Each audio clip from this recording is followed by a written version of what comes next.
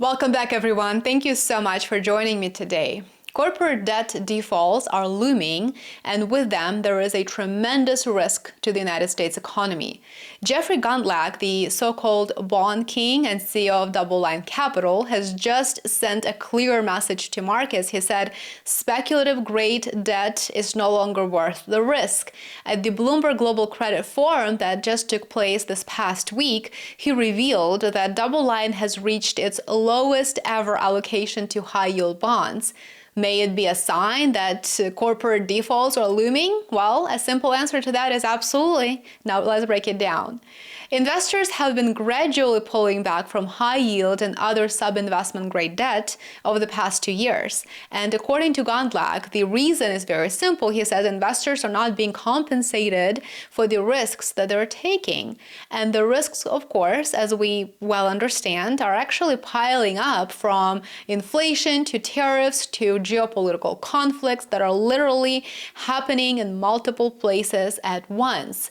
According to Gundlach, the spreads, or in other words, risk premiums on U.S. high-yield bonds are currently hovering around 3 percentage points. That might not sound alarming on its own, of course, but as I typically say, context matters. The 2-decade average is closer to 4.9%. In fact, current spreads are near their lowest level since just before the 2008 financial crisis. What that tells you is this: junk bond investors today are taking nearly the same risk as in the past decades, but they are getting paid a lot less for it. And historically, that's not a great setup. Eventually, Gundlach believes there will be a market correction, a major one, and at that point, he says, it will make sense to go bargain hunting. But for now, he says, it is a waiting game because the United States economy is indeed on a downward spiral. He's not alone in sounding the alarm, by the way. JP Morgan CEO Jamie Dimon made very similar comments this past week, and he warned that if he were running a fund, he said he wouldn't really be touching credit markets right now. Then Josh Easterly, who is the co-founder of Sixth Street Partners, echoed that sentiment as well. And they're actually not fringe opinions anymore. They're coming from very, they're coming from experts in global finance. Yet, despite these warnings, the credit markets continue to charge ahead. Investors are still pouring into corporate bonds, chasing yields wherever they can. In fact, demand for new issues in the high-grade corporate bond space has been so intense this year that some offerings have seen 4 times more orders than bonds available. That buying frenzy has helped keep valuations very, very high, too high in the eyes of people like Gundlach. But beneath the surface, there are signs of stress. According to JP Morgan Credit Strategies, last month was the first time since December of 2023 that more blue-chip companies were downgraded than upgraded, and this is quite unusual. And of course, this is a reversal of trend. Corporate cash levels are also declining, which is not a good sign, and they're declining even among large, financially sound companies. And then there's, of course, the situation in the Middle East. Israel's recent illegal, under international law, strikes on Iran have introduced a new layer of geopolitical instability in the region and beyond, with the potential to escalate into a much wider conflict. If that happens, oil prices could spike, pushing inflation even higher in the United States and globally. In my recent video that I just uploaded, I explained what could happen if the world's top maritime real estate, the Strait of Hormuz, is closed. If you haven't watched that video yet, I highly, highly recommend that you do. You will find it on my channel, and I will link it down below.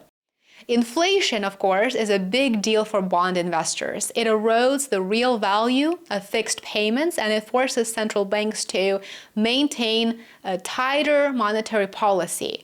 All of this adds up to more risk in credit markets, but not more reward.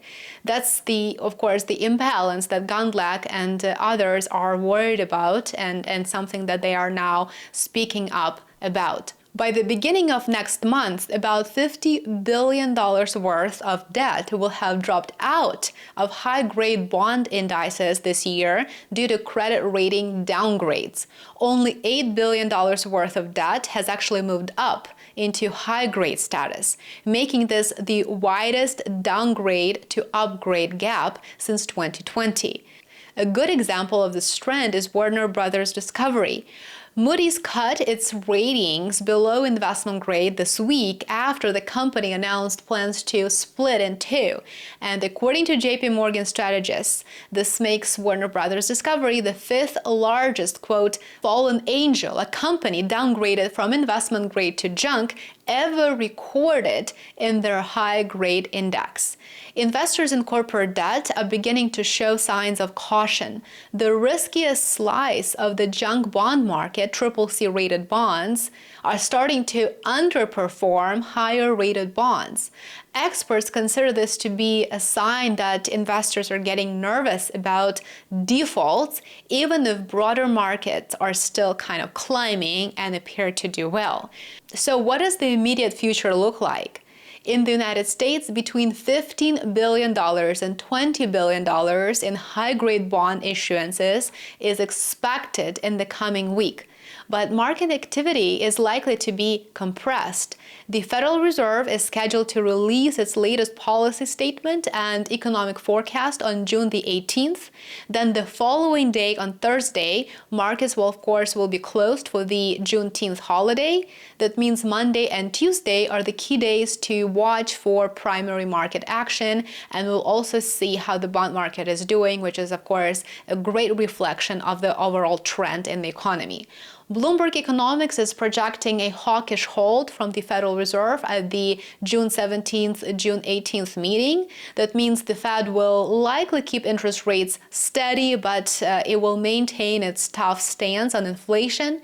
On June the 17th, headline retail sales data for May is due. It is expected to show a 0.1% decline, quite insignificant, which is driven in large part by weak auto sales. Now, on June the 16th, we'll get a look at May activity data, and it's not really expected to bring much good news either.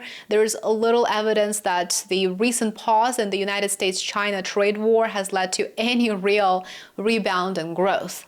So what is the takeaway? Well, bond markets are sitting on a knife's edge, effectively. Demand is still high, but as financial experts and economists are, of course, pointing out, as I just mentioned, fundamentals are clearly deteriorating. Corporate debt downgrades are outpacing upgrades. This is a major red flag. Inflation and geopolitical tensions are putting quite a bit of pressure on central banks to stay restrictive.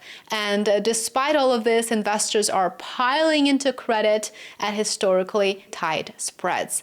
That's why Gundlach, Diamond, and Easterly and other experts are actually stepping back, and they see an imbalance. They don't want to take a risk without getting rewarded for it, and they don't want to be the ones holding the bag when sentiment shifts. And it is bound to shift very, very soon. It is a matter of when, not if, at this point.